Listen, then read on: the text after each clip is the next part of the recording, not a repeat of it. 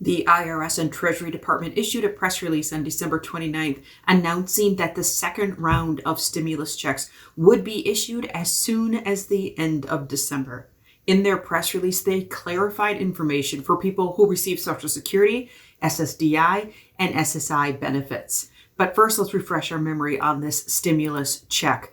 It's part of the second round of COVID relief legislation that finally passed the U.S. Congress and received President Trump's signature. His signature came a little late, but in enough time for the Treasury and IRS to start processing the stimulus checks, the $600 per person and $600 per dependent child that was included in the legislation.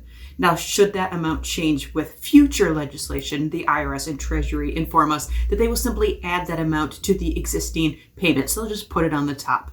Now, here's the clarifying information about Social Security, SSI, and SSDI recipients.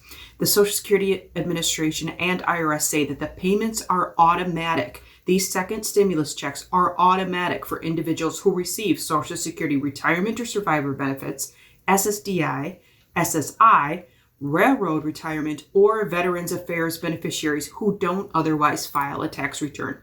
Now, similarly, payments are automatic for anybody who successfully registered using that IRS non-filers portal back by that November 21st, 2020 deadline. If you used that portal to get your first stimulus check, the IRS knows who you are, and they can now find you to be able to deliver the second stimulus check.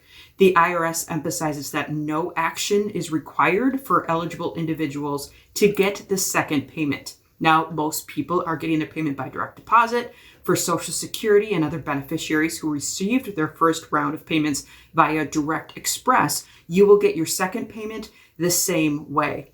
Anybody else is going to see a paper check or debit card. Anybody that missed out on the first round of stimulus and the second round who is eligible will have to file a tax return in 2021 for the 2020 tax year.